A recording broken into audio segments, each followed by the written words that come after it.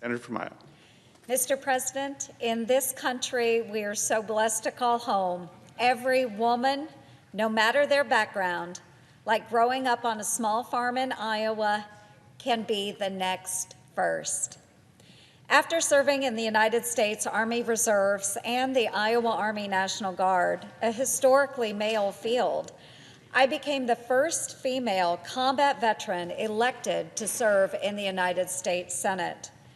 I was also the first woman to represent the great state of Iowa in Congress. And now, just 6 years later, women make up a majority of the Iowa congressional delegation. Iowa is also blessed with a fierce female governor in Kim Reynolds and some extremely talented and strong women leaders in our state legislature. Today, there are over 140 women serving in Congress, more than ever before in U.S. history. Because of the suffragettes and so many other determined women who stepped up and broke the barriers society placed on us, female trailblazers across this country are writing new pages in history books every single day. Women have made strides in the boardroom, on the playing field, in the military, and through elected office. But this pandemic has been tough on women in the workforce, threatening to derail the progress we've made. Before COVID, women made up the majority of the U.S. workforce. But 1 year later, women have lost over 2 million jobs, nearly 1 million more than our male counterparts. And there are many reasons for this, but two major factors. First, moms tend to be the sole caregivers in the family. With schools going remote and child care centers closing, working moms have been forced to choose between their careers and their children. Second, women tend to work in fields that have been hit the hardest by the pandemic, such as the hospitality industry, restaurants, education, and retail. We absolutely need to focus on getting these women back into the workforce and on their feet so that they can support themselves and their families. The focus needs to be on three things. First, safely reopening our schools.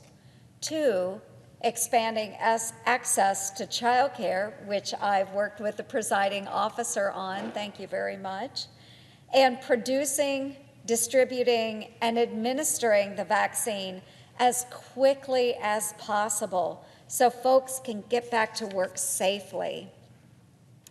If I were able to choose the theme for Women's History Month based off of this past year, struggling through the pandemic, it would be overcomer.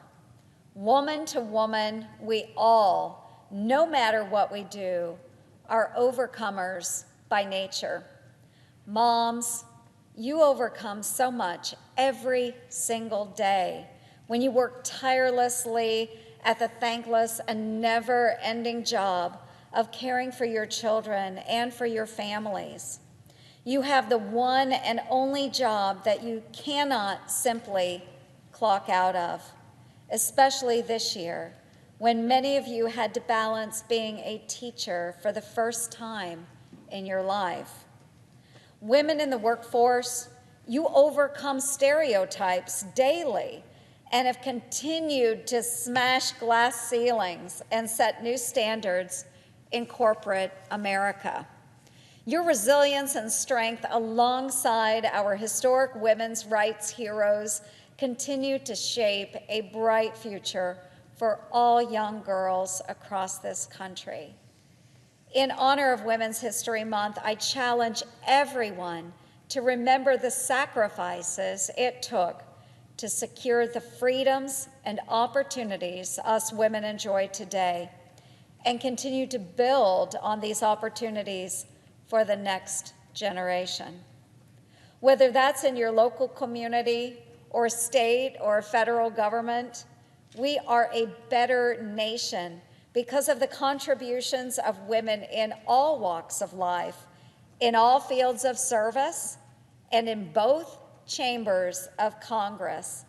And it's important to continue to remind folks of that. It is my hope that each and every young woman, no matter your hometown or your background, will see the opportunity and potential that lies ahead.